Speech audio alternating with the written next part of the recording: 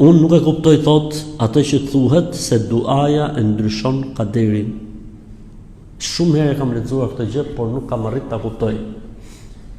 La yurdu al-qada'a illa ad-du'a. Nuk e kthen qadan caktimin e Zotit vetëm se duaja.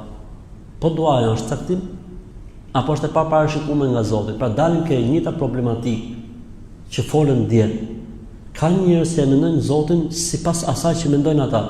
Zoti thotë ka shkruar diçka, po bën robi dua dhe del jashtë planit të Zotit, jashtë planifikimit të Zotit, jashtë asaj që Zoti kishte parashikuar. Po jo, nuk ndodhi kjo. Sepse Zoti që ka planifikuar dhe parashikuar diçka për njeriu, ka parashikuar dhe planifikuar lutjen. Kështu që kur pejgamberi sa më ka thënë, nuk e kthen qadan mbrapsht, vetëm se duaja ka dash të motivoj duan. Pse? Sepse duaja është çelës i rëndësishëm i rregullimit të jetës së njeriu, përmirësimit të jetës së njeriu. Po jo që Zoti parashikon diçka dhe duaja e njeriu ndryshon atë dhe del jashtë parashikimit të Zotit.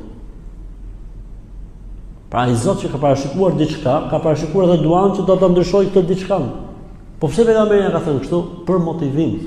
Ka njerëz që kështu i duan gjëra dhe Zoti i Madh e din dobësinë e njeriu dhe ua ka sjell gjërat ashtu siç motivojnë njerëzit. Siç themi ne për shembull, ai që fal namaz është kafir.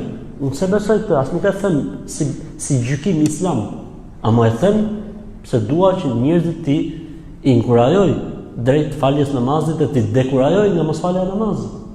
Po unë besoj se është kafir.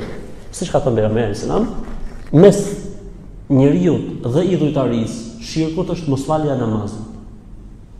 Po pejgamberi sa më tha këtë se me të vërtetë ai që s'fal namaz është kafir? Jo. Po për çfarë e tha? E tha për të treguar se ai rënd është kjo punë. Siç ka thënë në raste të tjera, kush e bën këtë ka dalë prej feje. Po faktikisht kjo vepër nuk e nxjerr njeriu prej feje. Do thotë se pejgamberi sa më ka quajtur qyfër, pra mohim këtë gjë me kuptimin se është shumë e rëndë. Siç mund të thuash ti fëmijës tat për shembull, po e bën këtë punë si e më fëmia im. Po ai faktikisht nuk është fëmia po e bën. Si e më fëmia im në kuptimin që dal prej shefit, që dal prej shpirtit, po jo se s'është fëmia jot. Kështu që ka gjëra që janë thënë në këtë lloj, le të themi, retorike, por nuk ka qenë qëllimi literal, ka qenë qëllimi i inkurajimit ose i dekurajimit.